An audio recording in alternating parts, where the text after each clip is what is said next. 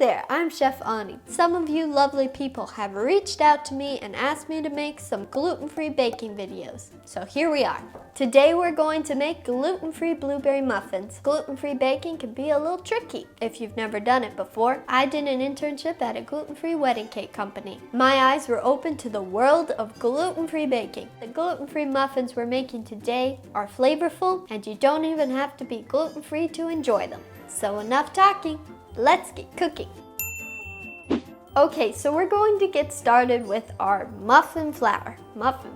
Now, when I was interning at that gluten-free wedding cake company, we actually mixed our own flour. But I have found that this Bob's Red Mill gluten-free 1-to-1 baking flour works really well. And it's easy, and you don't have to stand there and mix all your flour yourself. This is a big time saver right here.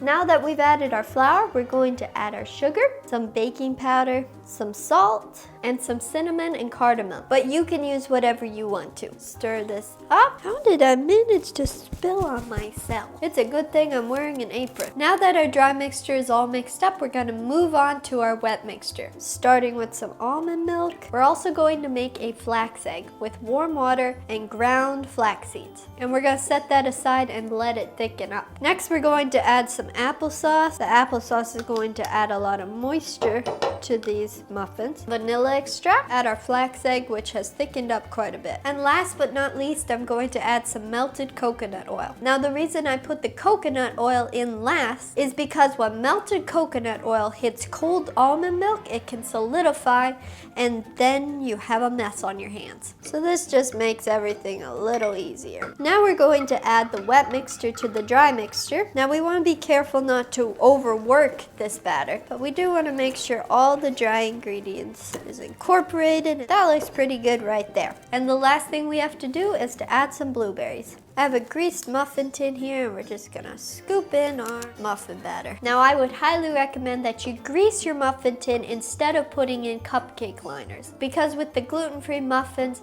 they didn't want to come out of their wrappers fully, so it didn't work well. So I just recommend grease it instead.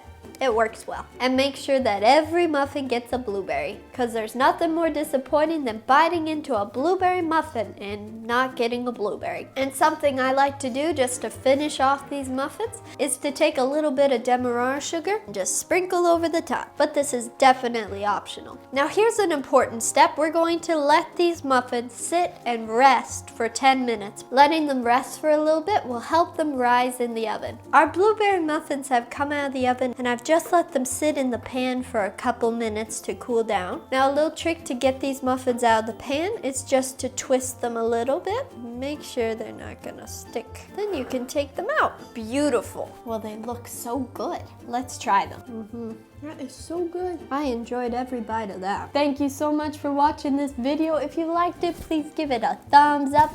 Don't forget to subscribe to my channel to join me in this adventure to eat healthier, one recipe at a time.